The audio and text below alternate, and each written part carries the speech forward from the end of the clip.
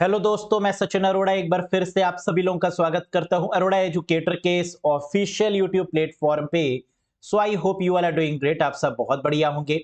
आज के इस सेशन में एक बार फिर से हम लोग बात करने वाले हैं IBPS RRB PO clerk computer awareness के प्रीवियस ईयर क्वेश्चंस पर।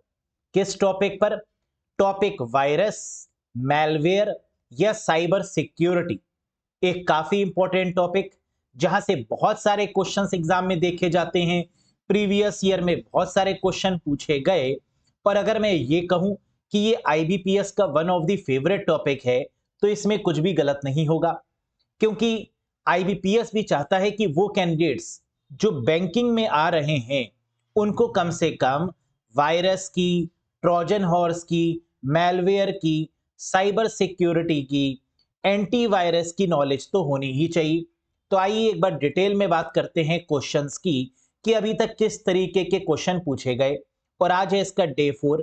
डे 1, डे 2, डे 3 में हम लोग ने अलग अलग टॉपिक्स पर डिस्कशन किया, उनके एमसीक्यूज पर डिस्कशन किया।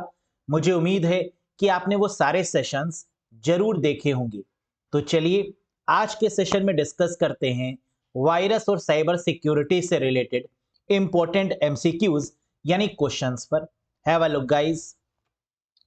साथ ही साथ आपको यह भी बता दें कि वो कैंडिडेट्स जो बार बार कहते हैं कि सर एक ऐसा कोर्स ले आइए जिसके बाद हमें कोई दूसरी बुक, कोई दूसरी वीडियो, कोई दूसरी पीडीएफ देखने की रिक्वायरमेंट ना हो, हम जिस पर पूरी तरीके से बिलीव करके पढ़ पाए, बार बार एग्जामिनेशन तक रिवाइज कर पाए।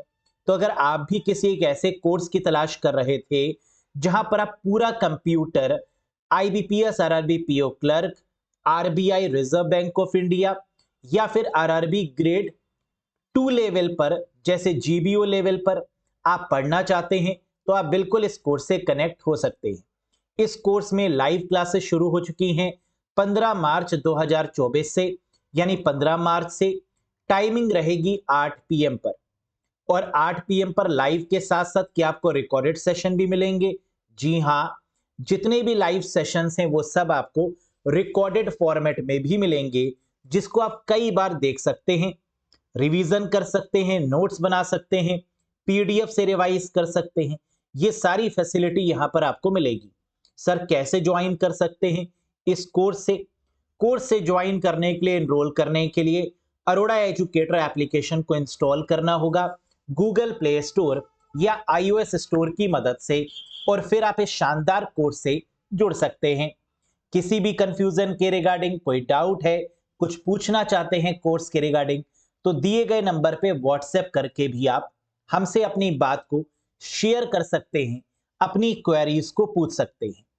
डिस्क्रिप्शन में आपको लिंक मिल जाएगा एप्लीकेशन का, कोर्स का।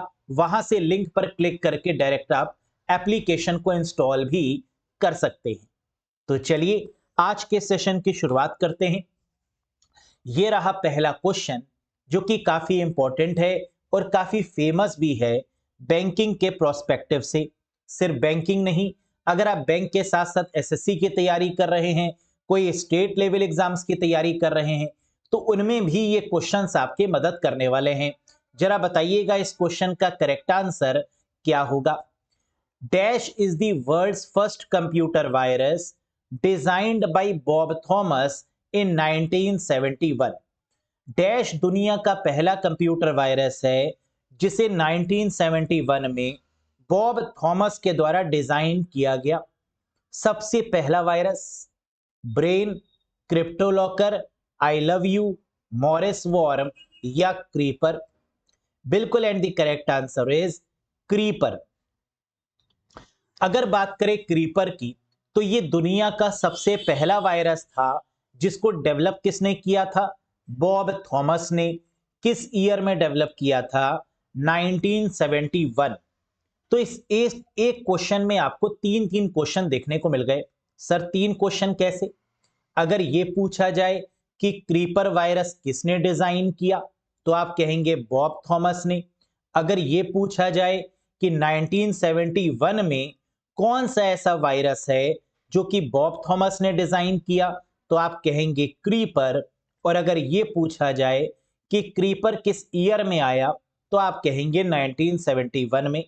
तो एक तीर से, है ना, कई निशाने हम लोगों ने लगा लिए। Very good. तो यहां पर अगर बात करें तो ये जो क्रीपर वायरस है, इसकी जो टैग लाइन है वो क्या है? आई am the creeper, catch me if you can. ये कहता है कि मैं क्रीपर हूं, मैं आ चुका हूं आपके कंप्यूटर में, अगर दम है तो पकड़ के दिखाइए। यानी खुला चैलेंज ये कर रहा है कि I am the creeper, catch me if you can. समझ में आया? Next, WannaCry, AIDS, crypto locker, bad rabbit are types of. कह रहा है WannaCry, AIDS, crypto locker, bad rabbit किसके प्रकार हैं? फिशिंग के, की लॉगर्स के, ट्रोजन हॉर्स के, रैंसमवेयर के, या एसक्यूएल इंजेक्शन के? क्या होगा इसका आंसर? बिल्कुल आपने ये नाम सुन रखे होंगे क्योंकि ये काफी फेमस रैंसमवेयर है। तो आंसर क्या होगा? WannaCry, AIDS, crypto locker and bad rabbit are ransomware. ये रैंसमवेयर्स हैं। तो क्वेश्चन ये उठता है कि रैंसमवेयर क्या होता है? रैंसम का मतलब होता है फिरौती, यानी रिश्वत।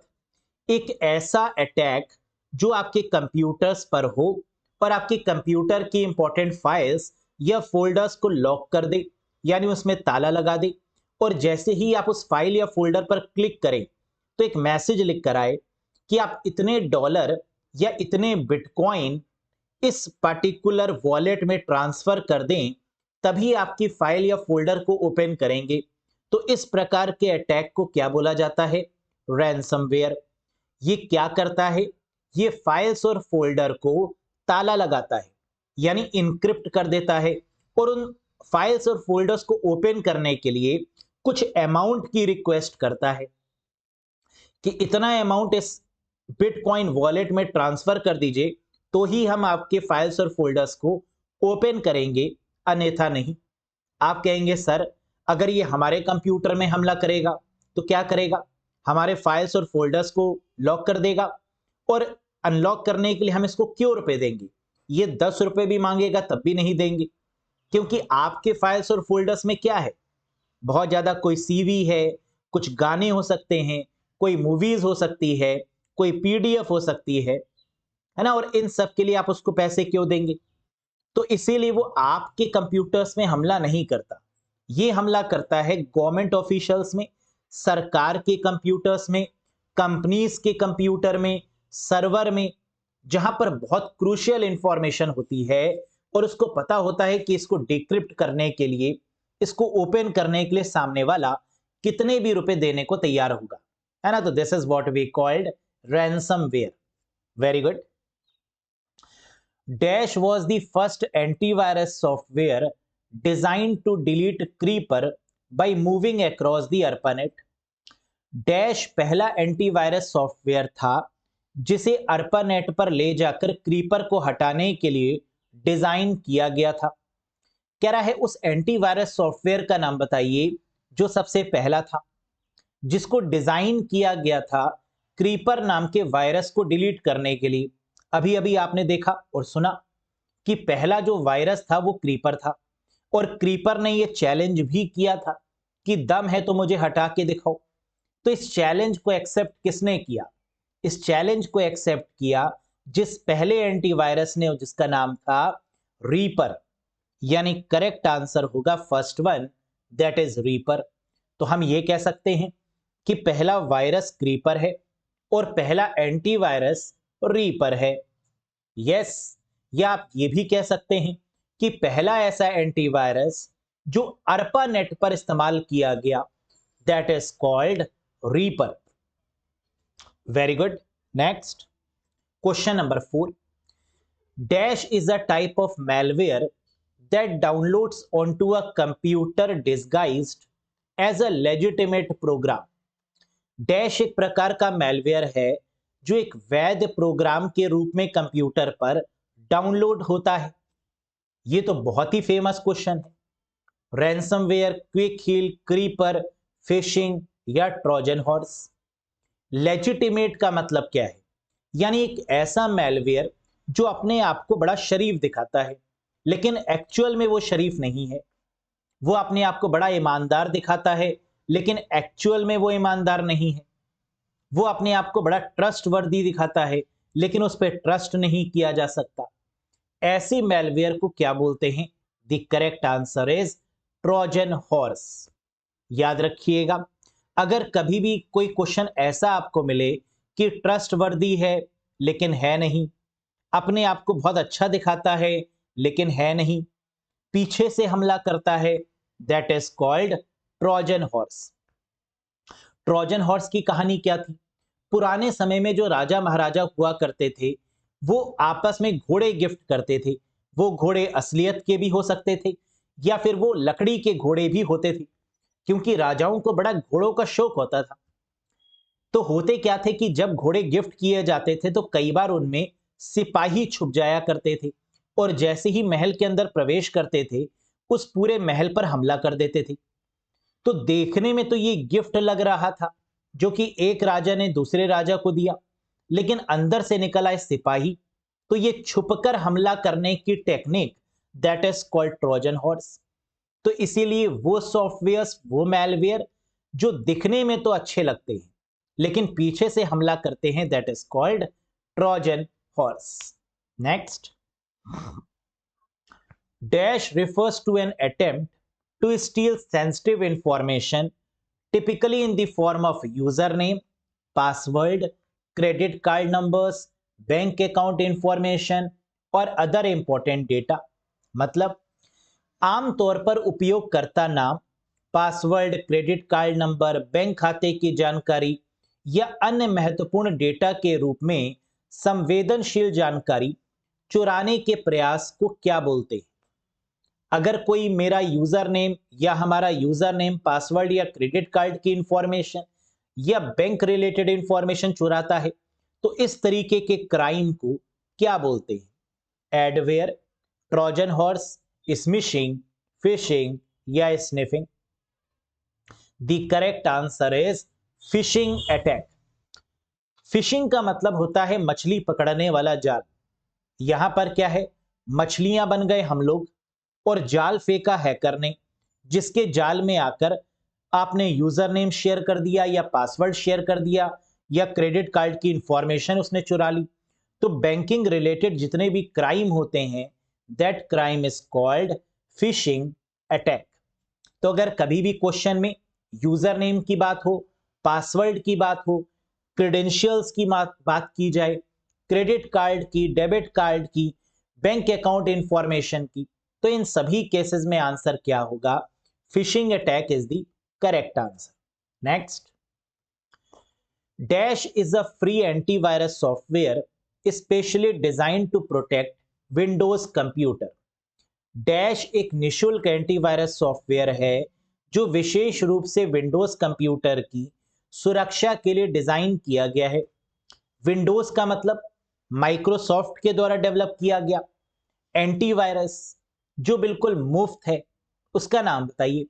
यानी माइक्रोसॉफ्ट के द्वारा डेवलप किया गया फ्री एंटीवायरस सॉफ्टवेयर जो कि हमारे कंप्यूटर्स की सुरक्षा करता है, प्रोटेक्ट करता है, उसका नाम बताइए।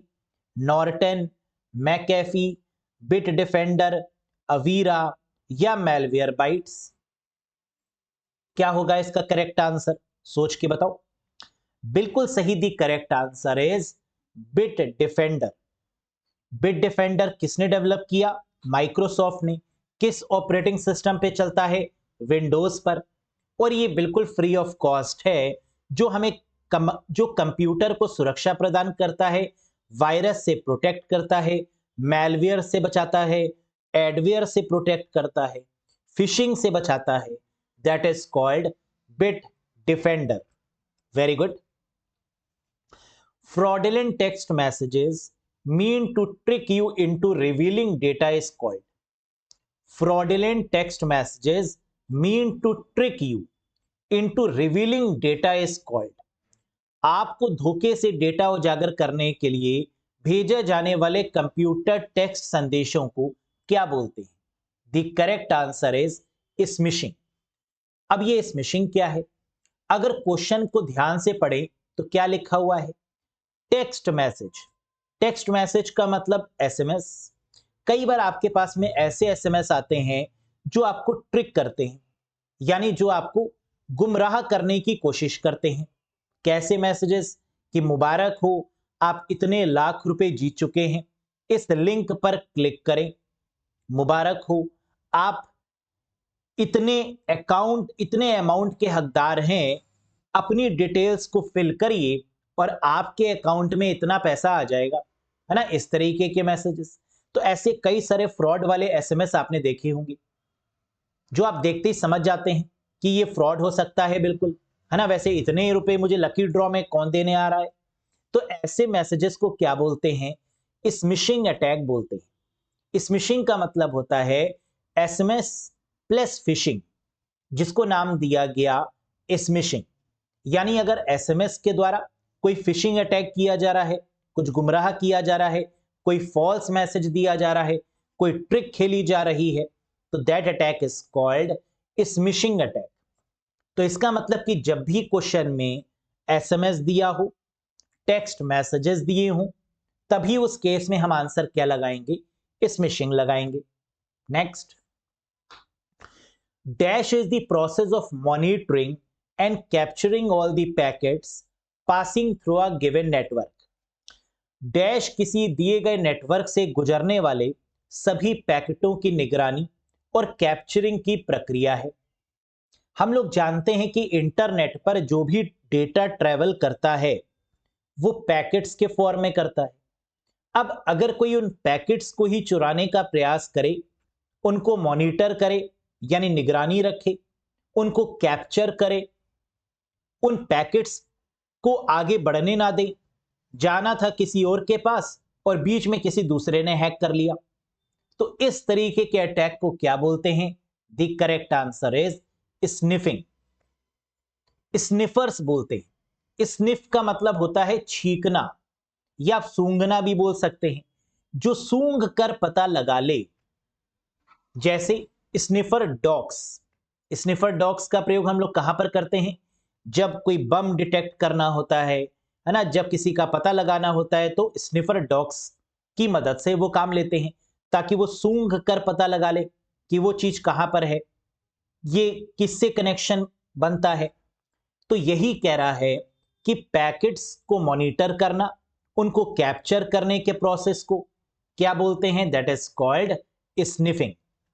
तो कभी भी क्वेश्चन में इंटरनेट में पैकेट्स की बात की जाए, पैकेट्स पर निगरानी रखने की बात की जाए, उन पैकेट्स को गलत तरीके से कैप्चर करने की बात की जाए, तो आंसर हमेशा क्या होगा? Sniffing is the correct answer. Next, it is a network of infected computers that work together to carry out an attackers goal. Very very important question है ना, आईबीपीएस का बहुत फेमस क्वेश्चन है। यह संक्रमित कंप्यूटरों का एक नेटवर्क है जो एक हमलावर के लक्ष्य को पूरा करने के लिए मिलकर काम करता है। उसे क्या बोलते हैं? मैलवेयर, वायरस, बॉटनेट, डीडीओएस या पिकोनेट? क्या होगा आंसर? कह रहा है ये इंफेक्टेड कंप्यूटर्स का पूरा जाल बिछाता है। It is a network of infected computers that work together, जो एक साथ काम करते हैं, एक साथ अटैक करते हैं। एक साथ अटैक करना क्या आसान है? बिल्कुल नहीं। एक साथ अटैक करना क्या कोई ह्यूमन कर सकता है? क्या कोई इंडिविजुअल कर सकता है? क्या कोई व्यक्ति कर सकता है? बिल्कुल नहीं। एक साथ अटैक करने के लिए तो कोई रोबोट जैसी चीज का सहारा लेना होगा, और रोबोट को कंप्यूटर में क्या बोलते हैं? बॉटनेट। यानी the correct answer is bought network, that is called botnet. अब ये बॉटनेट क्या होता है, आइए समझते हैं। हम लोग क्या करते हैं? एक सॉफ्टवेयर बनाते हैं, और वो सॉफ्टवेयर यानी वो रोबोट किसी भी वेबसाइट पर हमला करता है, एक साथ रिक्वेस्ट करता है, और एक साथ रिक्वेस्ट करने से क्या होगा कि हम उस वेबसाइट को बंद कर पाएंगे। तो इस तरीके के अटैक को क्या बोलते हैं? Botnet attack. जो एक साथ अटैक करता है दैट इज कॉल्ड बॉटनेट, जहां पर बॉट का मतलब होता है रोबोट और नेट का मतलब होता है नेटवर्क। तो रोबोट नेटवर्क पर हमला करने के लिए एक ऐसा मोटिव बनाना, एक ऐसा यंत्र बनाना जिससे कि हम किसी भी बड़े से बड़े सर्वर को हैक कर पाए, दैट इज कॉल्ड बॉटनेट। समझ में आया? Very good. It is a cyber crime in which the attacker floods a server. यह एक साइबर अपराध है जिसमें हमलावर सर्वर में बाढ़ ला देता है। सर्वर में बाढ़ ला देने का मतलब, अब पानी तो भर नहीं देगा सर्वर में। सर्वर में बाढ़ किस चीज की लाई जा सकती है? रिक्वेस्ट की। हम इतनी बार रिक्वेस्ट करें सर्वर से कि सर्वर कहे माफ करिए, हम आपकी रिक्वेस्ट का आंसर नहीं दे सकते। जैसे अगर मुझसे एक स्टूडेंट कोई आंसर पूछता है तो मैं बता दूंगा, मुझसे 2 लोग पूछेंगे तो भी मैं बता दूंगा, मुझसे 10 लोग पूछेंगे तो भी मैं बताऊंगा। लेकिन अगर मुझसे 1 लाख लोग एक साथ कोई क्वेश्चन पूछें तो क्या मैं बता पाऊंगा? तो मेरा क्या होगा, मैं हैंग कर जाऊंगा, है ना, या कंप्यूटर हैंग कर जाएगा। जब इतनी ज्यादा रिक्वेस्ट किसी के पास आती है तो वो हैंग कर जाता है, उसको समझ में नहीं आता कि किसको रिप्लाई दूं और किसको नहीं। तो इस काम को कंप्यूटर में क्या बोलते हैं? DDoS, यानी distributed denial of service. D का मतलब डिस्ट्रीब्यूटेड, DOS का मतलब डिनाइल ऑफ सर्विस। डिनाइल का मतलब मना कर देना कि हम आपकी रिक्वेस्ट का रिस्पॉन्स नहीं दे पाएंगे, that is called denial of service. तो ये कब होता है? जब हम किसी भी सर्वर को हैक करना चाहते हैं और हम चाहते हैं हैक करने के लिए उस सर्वर को बैठा दे, यानी उस सर्वर को हैंग कर दे ताकि सर्वर अपने आप को शट डाउन कर ले, और जैसे ही सर्वर अपने आप को शट डाउन करे हम उसको हैक कर ले बॉटनेट की मदद से। That is called distributed denial of service. तो जब कभी भी क्वेश्चन में रिक्वेस्ट की फ्लडिंग की बात होगी, सर्वर पर फ्लड करने की बात की जा रही होगी कि सर्वर पर इतने रिक्वेस्ट भेजे जाए कि वो अपनी सर्विसेज को बंद कर दे, तो इस केस में हमेशा आंसर क्या होगा? DDoS होगा। Very good. Next, an attack in which the user receives unwanted amount of email is called. बताइए। कह रहे एक ऐसा हमला जिसमें उपयोगकर्ता को अवांछित मात्रा में ईमेल प्राप्त होते हैं, that is called an attack in which the user receives unwanted amount of email. इतने ज्यादा ईमेल रिसीव हो जाना। कैसे किया जा सकता है? हम आपको एक मेल भेज सकते हैं, 2 मेल भेज सकते हैं, लेकिन अगर 1000 मेल आपके पास में आए तो इसे हम क्या बोलते हैं? Smurfing, denial of service, email bombing, ping storm, या all of these? The correct answer is email bombing. भारी मात्रा में ईमेल भेजना या ईमेल रिसीव करना, this particular process is called email bombing. Next, name the founder of antivirus software. Antivirus software के संस्थापक का नाम बताइए। आप लोग जानते हैं बहुत सारे एंटीवायरस है मार्केट में, जैसे अवास्ट है, एवीजी है, अवीरा है, मैकेफी है, क्विक हील, है ना। There are so many antivirus. लेकिन फाउंडर कौन है एंटीवायरस के? एंटीवायरस के पापा किसको बोला जाता है? John McAfee, Bob Thomas, Gary Kildall, Alan Turing, या none of these? The correct answer is John Abraham, नहीं जॉन मैकेफी। ये हैं एंटीवायरस सॉफ्टवेयर के फाउंडर यानी जनक, है ना, ये हैं भाई साहब। लेकिन ये इसलिए भी इंपॉर्टेंट है क्योंकि 75 साल की उम्र में इनकी डेथ हो गई है हाल ही में। ये स्पेनिश प्रिजन में बंद थे। 23 जून 2021 को कहा जा रहा है कि इनका मर्डर कर दिया गया है ना। कब? 23 जून 2021 को। क्या नाम है? John McAfee, founder of antivirus software. Next, dash are difficult to identify as they keep on changing their type and signature. अगला क्वेश्चन कह रहे डैश को पहचानना मुश्किल है क्योंकि वह अपना प्रकार और हस्ताक्षर बदलते रहते हैं।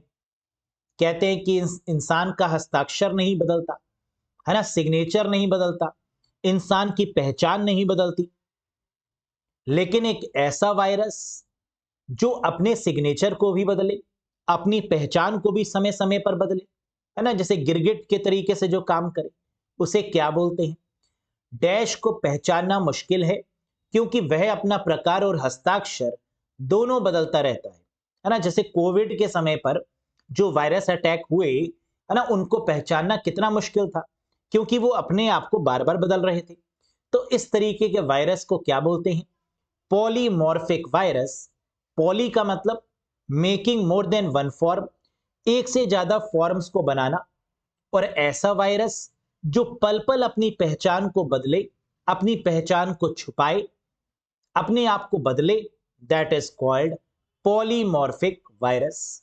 Next, dash are stand alone malicious program that can self replicate and propagate independently.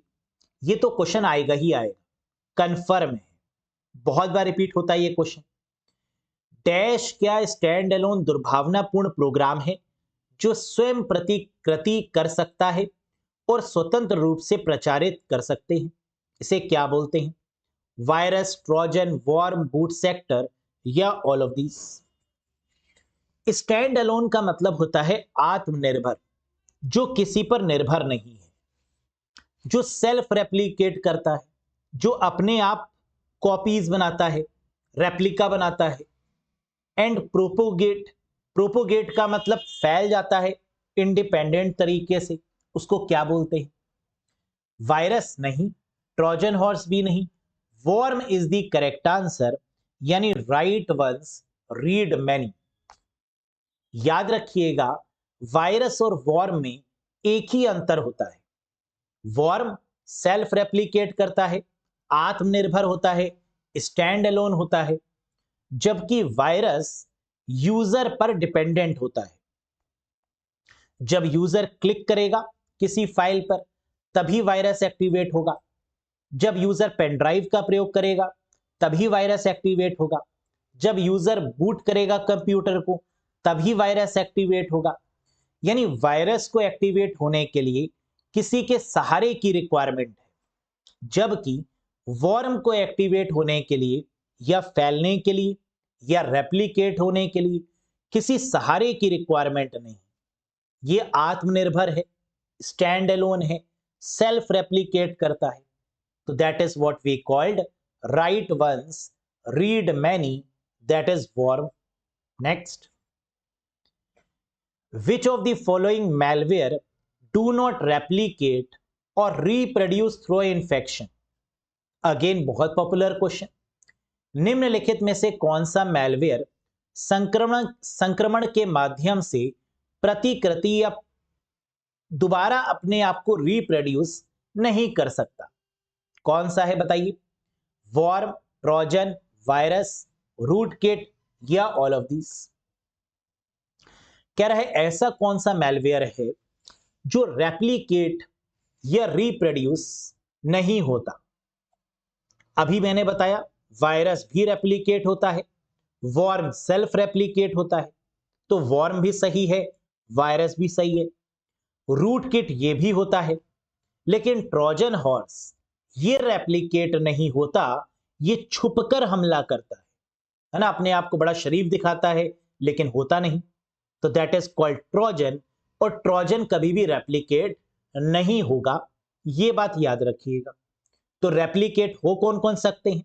कौन अपने आप को, अपनी कॉपीज कौन क्रिएट कर सकता है? वॉर्म क्रिएट कर सकता है, वायरस क्रिएट कर सकता है, रूटकिट क्रिएट कर सकता है, लेकिन ट्रोजन नहीं। Next, what type of malware is designed to execute unauthorised code on a user's computer and take control of it? कह रहा उपयोगकर्ता के कंप्यूटर पर अनधिकृत कोड निष्पादित करने और उसे नियंत्रित करने के लिए किस प्रकार के मैलवेयर को डिजाइन किया गया है? क्या कह रहा है? कह रहा है पूरे कंप्यूटर का या मोबाइल का कंट्रोल ले लेना, ये किसका काम है? जैसे आप किसी ग्रुप के एडमिन हैं, लेकिन जब इसका अटैक हुआ तो आप एडमिन ना होकर कोई दूसरा एडमिन हो गया, सपोज करिए कि आपका एक यूट्यूब चैनल था, किसी ने हैक कर लिया, तो अब आप नहीं कोई दूसरा उसको कंट्रोल कर रहा है। आप किसी व्हाट्सएप ग्रुप या फेसबुक ग्रुप के एडमिन थे, हैक कर लिया किसी ने और अब वो उसको कंट्रोल कर पा रहा है, आप नहीं। तो इस तरीके के अटैक को क्या बोलते हैं? रैंसमवेयर, एडवेयर, ट्रोजन, रूटकिट या all of these? The correct answer is rootkit, यानी जड़ें हिला देना, है ना, जो एडमिन है उसको ही हटा देना और उसके सारे कंट्रोल्स को ले लेना, दैट इज कॉल्ड रूटकिट। तो रूट का मतलब क्या होता है? जड़ें। जो अपने आप को एडमिन बना ले और दूसरे को एडमिन से हटा दे, this type of attack is called, this type of malware is called, this type of unauthorized access is called rootkit. Next, dash was a boot sector virus, which mean it infected the boot sector of floppy disk. कह रहा है dash was a boot sector virus, यह एक boot sector virus है, which means it infected the boot sector of floppy disk, जो floppy disk को boot होने से रोकता है या जो फ्लॉपी डिस्क के बूट सेक्टर में इंफेक्ट करता है, उसे क्या बोलते हैं? डैश एक बूट सेक्टर वायरस था, जिसका अर्थ है कि इसने फ्लॉपी डिस्क के बूट सेक्टर को संक्रमित कर दिया था। क्रीपर, रीपर, रेसिडेंट, ब्रेन या मॉरिस वॉर्म? कई बार ब्रेन को भी फर्स्ट वायरस बोलते हैं, लेकिन सर आपने तो कहा कि क्रीपर पहला वायरस है, तो ब्रेन कैसे होगा? ब्रेन पहला बूट सेक्टर वायरस है। अगर सिर्फ वायरस पूछें तो क्रीपर होगा, पहला बूट सेक्टर वायरस पूछें तो ब्रेन होगा, जिसको पाकिस्तान के द्वारा बनाया गया था, है ना, पाकिस्तानी ब्रदर्स अमजद फरूक अलवी के द्वारा डेवलप किया गया, दैट इज कॉल्ड ब्रेन। तो ब्रेन ने किस पर हमला किया? फ्लॉपी डिस्क पर, और फ्लॉपी डिस्क का जो बूट सेक्टर था उसको हिला दिया, उसको करप्ट कर दिया। तो कभी भी क्वेश्चन में फ्लॉपी डिस्क की बात होगी, बूट सेक्टर वायरस की बात होगी, तो आंसर क्या होगा? Brain developed by the Pakistani brothers Amjad Farooq Alvi, that is the correct answer. Next, dash is an Android banking Trojan malware that target banking applications to steal personal information. कह रहा है डैश क्या एक एंड्रॉइड बैंकिंग ट्रोजन malware है जो व्यक्तिगत जानकारी चुराने के लिए बैंकिंग एप्लीकेशंस को लक्षित करता है। आपके मोबाइल फोन में बहुत सारी बैंकिंग एप्लीकेशंस हो सकती हैं। अब सोचो कि कोई एक ऐसा वायरस बन गया हो, कोई ऐसा एक malware हो, malware का मतलब मैलिशियस सॉफ्टवेयर, जो हैक कर ले आपके कंप्यूटर को, ऐसा malware जो एंड्रॉइड बैंकिंग ट्रोजन के रूप में काम करे। यानी अगर एंड्रॉइड ऑपरेटिंग सिस्टम है और उसमें अगर आपकी बैंकिंग एप्लीकेशन है तो उसकी इंफॉर्मेशन को स्टील कर ले, उसका नाम बताइए। और ये बहुत फेमस है, क्रीपर, रीपर, रेसिडेंट, ब्रेन या सोवा? द करेक्ट आंसर इज सोवा। सोवा क्या है? सोवा एंड्रॉइड बैंकिंग malware है। यह एंड्रॉइड ऑपरेटिंग सिस्टम पर काम करता है, पर अगर एंड्रॉइड ऑपरेटिंग सिस्टम पर आपकी कोई बैंकिंग एप्लीकेशंस है तो उसकी इंफॉर्मेशन को चुराने के लिए ये malware डेवलप किया गया, that is called Sova. Sova को आउल भी बोलते हैं, है ना, this is also called owl in some countries, है ना, तो इसको आउल के नाम से भी जानते हैं। Next, the first documented ransomware attack known as, कह रहा है पहला प्रलेखित रैंसमवेयर हमला किस नाम से जाना जाता है? अभी हम लोग ने रैंसमवेयर की कहानी को समझा था। हम लोग ने यह समझा था कि बहुत सारे रैंसमवेयर हमले हुए, जैसे WannaCry है, बैड रैबिट है। ये रैंसमवेयर अटैक हुए जिसने क्या किया? फाइल्स और फोल्डर को इनक्रिप्ट कर दिया। इनक्रिप्ट का मतलब उस पर ताला लगा दिया। अब जब तक पैसे मिलेंगे नहीं तब तक वो ताला ओपन नहीं होगा, तब तक फाइल्स और फोल्डर्स को वापस नहीं किया जाएगा, तो दैट इज कॉल्ड रैंसमवेयर। लेकिन अब क्वेश्चन कह रहा है कि सबसे पहला जो रैंसमवेयर अटैक था उसका नाम क्या था? पहला प्रलेखित रैंसमवेयर हमला किस नाम से जाना जाता है? AIDS Trojan, PC Cyborg, WannaCry, 1 and 2 both या 1 and 3 बोथ? नो डाउट ये तीनों के तीनों आपके रैंसमवेयर हैं, लेकिन पहला जो रैंसमवेयर था that is called AIDS Trojan, या इसको पीसी साइबॉर्ग के नाम से भी जाना जाता है। तो इसके दो नाम हैं। जो दुनिया का पहला रैंसमवेयर अटैक है उसका नाम है एड्स ट्रोजन, या उसको पीसी साइबॉर्ग भी कहते हैं। तो आंसर क्या होगा? 1 and 2 बोथ, यानी fourth option is the correct one. तो याद रखिएगा ये क्वेश्चन कई बार अलग अलग तरीके से पूछते हैं, बस दो नाम याद रखिएगा। पहले रैंसमवेयर अटैक में एड्स ट्रोजन भी सही है, और इसी का ही दूसरा नाम है पीसी साइबॉर्ग, ये भी सही है। Next, dash is an ethical security hacker. Ethical security का मतलब कह रहा है ये एक प्रकार का ऐसा हैकर है जो इथिक्स में रहकर काम करता है। इथिक्स मतलब जिसकी मोरल वैल्यूज है ना, that is called ethical hacker. whose job involves hacking into computer system to detect the security risk। कह रहा है जिसका मेन काम क्या है? सिक्योरिटी रिस्क का पता लगाना। यह पता लगाना कि सिक्योरिटी में कहां पर लूपहोल्स हैं, सिक्योरिटी में कहां पर कमियां हैं। जैसे हर एक कंपनी हैकर को अपॉइंट करती है। आप कहेंगे सर हर एक कंपनी हैकर को अपॉइंट क्यों करेगी? यह जानने के लिए कि उसके नेटवर्क में कहां पर कमी है, और उससे कहते हैं कि तुम हैक करके देखो। अगर तुम्हें लगता है कि कहीं पर हैकिंग के चांसेस हैं तो उससे बचाओ। That is called ethical security hacker. लेकिन वो एक्चुअल में हैकर नहीं होते, वो इथिकल सिक्योरिटी हैकर होते हैं जो आपकी कंपनी की सुरक्षा करते हैं। किससे? ब्लैक हैट हैकर से। तो ऐसे हैकर्स को क्या बोलते हैं?